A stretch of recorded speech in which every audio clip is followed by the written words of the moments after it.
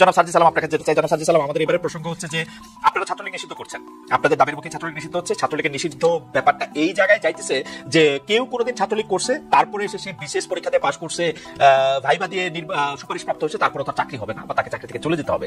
এইটা কি খুব ন্যায় বিচার বা বৈষম্য বিরোধী কোনো কিছু হচ্ছে?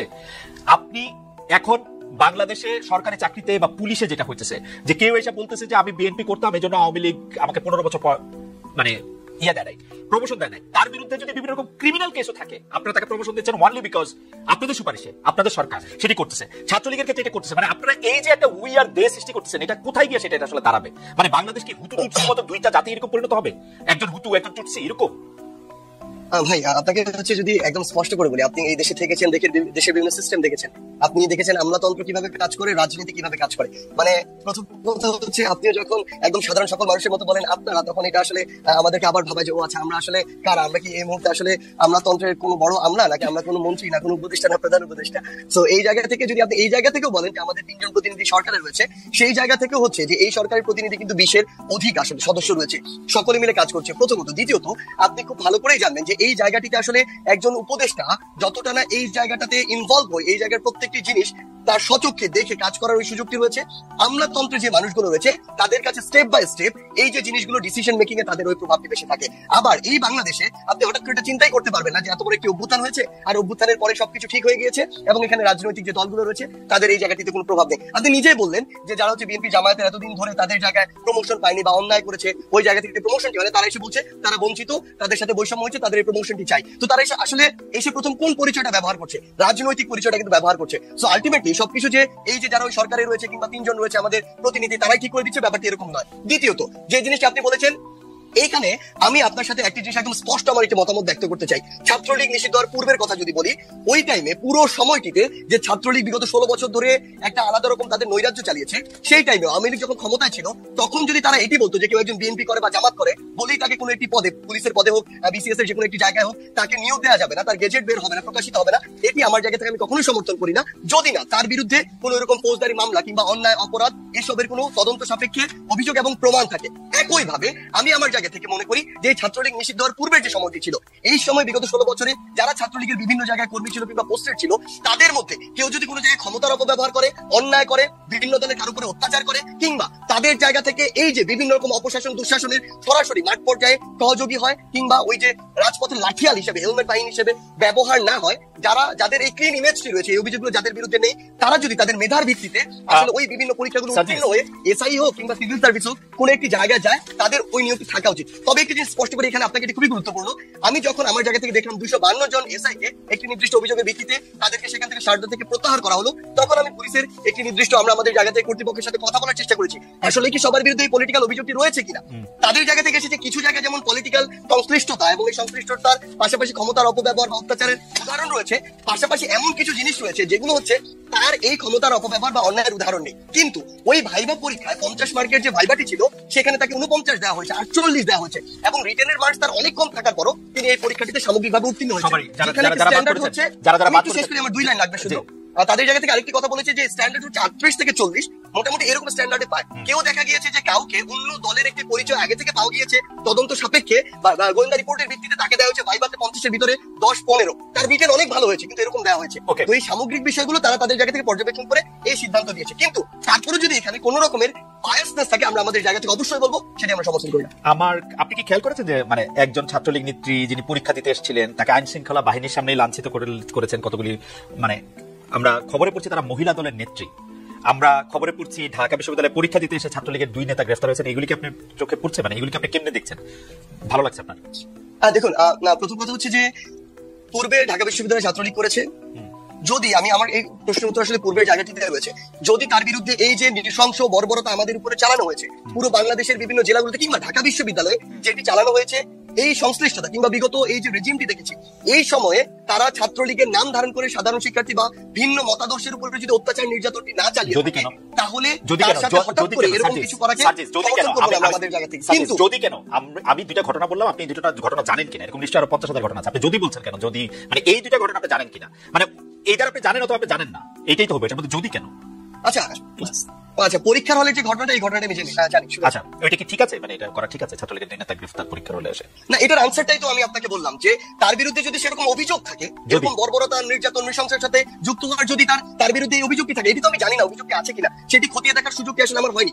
যদি থাকে তাহলে তাকে গ্রেফতার করতে পারে যে কোনো জায়গা থেকে, যদি না থাকে তাহলে যে কোনো জায়গা থেকে, ইভেন বাড়ি থেকে নিয়ে যেতে পারবে। আমি তো জানি না যে আছে কিনা, আপনার কাছে তাহলে তো আমি আপনাকে ডিসিশন দিতে পারবো। আচ্ছা, আপনি জানেন না আছে কিনা। আমার তো ধারণা যে ছাত্রলীগের যে দুই নেতার কথা বলা হচ্ছে তাদেরকে আপনি চেনেন, থাকলে নিশ্চয়ই আপনি বলতেন, আমার ধারণা।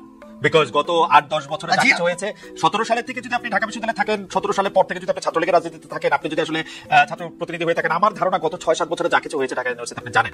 আমার একটা ধারণা ছিল সার্জিস, যে যেই দুই নেতা গ্রেফতার হয়েছে সেই দুই নেতা আপনার পরামর্শে, উপদেশে বা কথাতেই গ্রেফতার হয়েছে, এটা আমার একটা ধারণা ছিল, যে এই দুই নেতা দুষ্ট, এটাকে গ্রেফতার করেন। প্রথম কথা হচ্ছে, আপনাকে একটা জিনিস একদম নিশ্চয়তা দিয়ে বলতে চাই, এই মুহূর্তে বাংলাদেশের আসলে ছাত্রলীগের পোস্ট না পাওয়া সবচেয়ে বড় ছাত্রলীগের সাবেক নেতা মনে হয় সার্জিস আলম। কারণ আপনি আমার পুরো এই বিশ্ববিদ্যালয়ের মানে যদি জার্নিটা দেখেন, কোথাও আমার কোনো সেজন্যই তো আপনার ক্ষোভ থাকতে পারে, সেজন্যই তো আপনার ক্ষোভ থাকতে পারে, সেজন্যই তো আপনার ক্ষোভ থাকতে পারে। না, সবচেয়ে বড় কথা গুরুত্বপূর্ণ লোক, আপনি তো রংপুরে আইজিপির সাথে ঘুরে বেড়ান, আপনি তো গুরুত্বপূর্ণ লোক, আইজিপি আবার ফোনই ধরেন না, আপনার সাথে ঘুরে বেড়ান রংপুরে।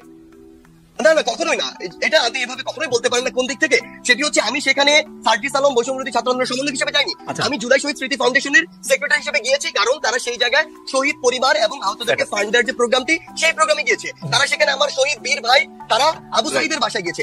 এর বাইরে তারা কিন্তু আরো একাধিক প্রোগ্রাম করেছে, তার কোনোটিতেই কিন্তু আমি যাইনি। তো আপনি এটি কখনো বলতে পারবেন না যে আমি আইজিপির সাথে ঘুরে বেড়াই। ক্লিয়ার কথা। আরেকটি কথা হচ্ছে, আপনি এর আগে যেটি বলেছেন, আমি আপনাকে বলি, বলতেন না, আমি একটি সাথে বলতে চাই, সেটা হচ্ছে এর আগে যেটি বলেছেন, এই যে দুইজন যাদেরকে আপনি বললেন গ্রেফতার করা হয়েছে, আমি একজনটা শুনেছি, আরেকজনটা শুনে হয়তো আমার চোখে পড়েনি, কিন্তু এই বিশ্ববিদ্যালয়ে কিংবা আমি যাদেরকে প্রমিনেন্টলি সেন্ট্রালে ছিল, যাদেরকে চিনি, এরকম অন্তত আমি 50 জনের কথা বলতে পারবো যারা সরাসরি এই অত্যাচার কিংবা নির্যাতন বা 15 তারিখে আমাদের সাথে যা হয়েছে, 16 তারিখে এগুলোর সাথে সরাসরি জড়িত, তাদের সাথে তাদের বিরুদ্ধে বিভিন্ন জায়গায় মামলা হয়েছে। তো যদি আমার জায়গা থেকে আমি সরাসরি এরকম বাইরে বলতাম, হয়তো তাদেরটা আগে আসতো, কারণ আমাদের চোখের সামনে এটি করা হয়েছে। হ্যাঁ, তাদের বিরুদ্ধে মামলা হয়েছে, পুলিশ প্রশাসন তাদের তদন্ত সাপেক্ষে তাদেরকে গ্রেফতার করবে, ব্যবস্থা নিবে।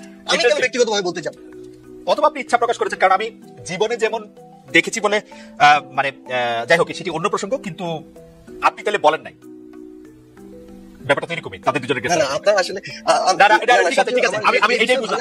আচ্ছা, মহিউদ্দিন ভাই, মহিউদ্দিন ভাই, আপনাকে একটা ছোট্ট আর্গুমেন্ট দিয়ে দেখেন, আপনি যে এটা রিলেট করতে পারবেন। আর্গুমেন্টটা আমাকে শুধুমাত্র ধরেন, না আর্গুমেন্ট, একটা ছোট্ট জাস্ট ইনসাইট, সেটা হচ্ছে যে মনে করেন আমাকে শুধু পোস্টটা দেয় না, এই কারণে যদি আমার রাগ খুব এরকম হয় যে আমি তাদেরকে ধরিয়ে দিব, তাহলে যাদের উপরে ভিন্ন রাজনৈতিক মতাদর্শের কারণে এরকম অত্যাচার হয়েছে, নির্যাতন হয়েছে, হামলা হয়েছে, মামলা হয়েছে, আমাদের আসিফ তাদের জেল কেটেছে, তাদের কি পরিমাণ ক্ষোভ থাকার কথা? অবশ্যই আছে তো। আসসালামু আলাইকুম। আজ আমরা পুরো জাতি একসঙ্গে স্মরণ করছি এমন একদিন যা এদেশের ইতিহাসে গভীর ছাপ রেখে গেছে। 5ই আগস্ট শুধু একটি বিশেষ দিবস নয়, এটি একটি প্রতিজ্ঞা, গণজাগরণের উপাখ্যান এবং ফ্যাসিবাদী শাসন থেকে জাতির পুনর্জন্মের দিন। আজ আমি গভীর শ্রদ্ধার সঙ্গে স্মরণ করছি 1971 সালের স্বাধীনতা যুদ্ধের সকল বীর মুক্তিযোদ্ধাদের, যাদের আত্মত্যাগে আমরা পেয়েছি স্বাধীন সার্বভৌম বাংলাদেশ। 1971 সালে সাম্য, মানবিক মর্যাদা ও সামাজিক ন্যায় বিচার প্রতিষ্ঠার লক্ষ্যে এদেশের জনগণ সশস্ত্র মুক্তিযুদ্ধে অংশগ্রহণ করেছিল। লাখো প্রাণীর বিনিময়ে একটি স্বাধীন রাষ্ট্র প্রতিষ্ঠা হয়েছিল। কিন্তু স্বাধীনতার অর্ধ শতাব্দী পরেও এদেশের মানুষ সুবিচার ও গণতন্ত্র থেকে বঞ্চিত হয়েছে, বৈষম্যের শিকার হয়েছে। 2024 সালের উত্তাল জুলাই ছিল বাংলাদেশের ইতিহাসে এক সংকটময় অধ্যায়। 16 বছরের পঞ্জীভূত ক্ষোভের বহিঃপ্রকাশ। এদেশের এই বিপুল সংখ্যক তরুণরা 16 বছর ধরে ক্রমাগত হতাশায় নিমজ্জিত ছিল। ভালো ফলাফল করেও চাকরির জন্য ক্ষমতাসীনদের দুয়ারে দুয়ারে ঘুরেছে। চাকরিকে ঘিরে তৈরি হয়েছিল দুর্নীতি, স্বজনপ্রীতি আর তদবির বাণিজ্য। যে তরুণ ঘুষ দিতে পারেনি, এলাকার মাফিয়াদের সঙ্গে সখ্য গড়ে তুলতে পারেনি, তার চাকরি হয়নি। সরকারি চাকরিতে বৈষম্যমূলক কোটা পদ্ধতি, যেটা মূলত ছিল দুর্নীতি ও স্বজনপ্রীতির আরেকটা হাতিয়ার, এর বিরুদ্ধে তরুণ সমাজ দীর্ঘদিন ধরে প্রতিবাদ বিক্ষোভ করলেও ফ্যাসিবাদী শাসকের টনক নড়েনি। দীর্ঘ এই সময় প্রতিটি সেক্টরে মাফিয়াতন্ত্র কায়েম করে একটি সুবিধাভোগী শ্রেণী তৈরি করা হয়েছিল, যারা আর্থিক অন্যান্য সুবিধার বিনিময়ে স্বৈরাচারের পক্ষে কথা বলবে, কাজ করবে। স্বৈরাচারের পক্ষের সঙ্গী হলেই তার চাকরি হবে, কাজ মিলবে। সরকারি প্রতিষ্ঠান, শিক্ষা প্রতিষ্ঠান, অর্থনৈতিক প্রতিষ্ঠান, এমনকি বিচার ব্যবস্থা, আইন শৃঙ্খলা বাহিনী, গণমাধ্যম ও সাংস্কৃতিক মন্ডলেও এই ধরনের সুবিধাভোগী শ্রেণী তৈরি হয়েছিল। এদেশের গরিব মেহনতি মানুষের পয়সা লুট করে পতিত ফ্যাসিবাদ ও তাদের সহযোগীরা এক একজন টাকার পাহাড় গড়ে তোলে। সীমাহীন দুর্নীতির কবলে পড়ে অর্থনীতি ভেঙে পড়ে। এই দেড় যুগে প্রতিটি ন্যায্য দাবি, প্রতিবাদ বিক্ষোভ চলাকালে পুলিশের পাশাপাশি দলীয় সন্ত্রাসীরা অস্ত্র হাতে আন্দোলনকারীদের পিটিয়েছে। গত 16 বছরে যারাই সরকারের সমালোচনা করেছে, নাগরিকদের অধিকারের পক্ষে কথা বলেছে, তাদেরকে গ্রেফতার অথবা গুম করা হয়েছে। লাখ লাখ বিরোধী দলীয় রাজনৈতিক নেতাকর্মীদের নির্বিচারে আটক, গ্রেফতার করা হয়েছে। এই ভয়াবহ পরিস্থিতিতে 24 জুলাইয়ে দেশের ছাত্র সমাজ, তরুণ প্রজন্ম, সাধারণ মানুষ সবাই একত্রিত হয় এক নতুন দিনের প্রত্যাশায়। সমস্যারে তারা বলে উঠে, এবার ফেসিবাদকে যেতে হবে। তবু দেশের মানুষের বুকে গুলি চালিয়ে শেষ পর্যন্ত ক্ষমতা আঁকড়ে ধরে রাখতে চেয়েছিল ফেসিবাদী সরকার। তারা নির্বিচারে গুলি করেছে, গ্রেপ্তার করেছে, ইন্টারনেট বন্ধ করে হত্যাকাণ্ডের তথ্য লুকাতে চেয়েছে। রাতের অন্ধকারে এলাকায় এলাকায় অভিযান চালিয়ে ছাত্রদের আটক করেছে। গুলিবিদ্ধ আহতদের তারা হাসপাতালে চিকিৎসা নিতে দেয়নি। হাসপাতালগুলোকে নির্দেশ দেওয়া হয়েছিল যেন আহতদের ভর্তি না করা হয়। এই কারণে বহু মানুষ চিকিৎসা না পেয়ে চিরতরে দৃষ্টি হারিয়েছে, পঙ্গু হয়েছে। আজ জুলাই গণ অভ্যুত্থান দিবসে আমি জাতির সূর্য সন্তান জুলাই শহীদদের গভীর শ্রদ্ধার সঙ্গে স্মরণ করছি, তাদের আত্মার মাগফিরাত কামনা করছি। জুলাইয়ে যারা আহত হয়েছেন, চিরতরে পঙ্গু হয়েছেন, দৃষ্টি হারিয়েছেন, জাতির পক্ষ থেকে আমি তাদের প্রতি শ্রদ্ধা ও কৃতজ্ঞতা জানাচ্ছি। এই জাতি আপনাদের কাছে চিরকৃতজ্ঞ থাকবে। গত বছর ডিসেম্বর মাসে জুলাই গণ অভ্যুত্থানে শহীদ পরিবার, আহতদের কল্যাণ ও যাবতীয় বিষয়াদির প্রশাসনিক দায়িত্ব মুক্তিযুদ্ধ বিষয়ক মন্ত্রণালয়ের উপর ন্যস্ত করা হয়েছে। এখন পর্যন্ত 836টি শহীদ পরিবারের মধ্যে 775টি শহীদ পরিবারকে মোট 98 কোটি 40 লাখ টাকার সঞ্চয়পত্র ও মাসিক ভাতা বাবদ ব্যাংক চেক দেওয়া হয়েছে।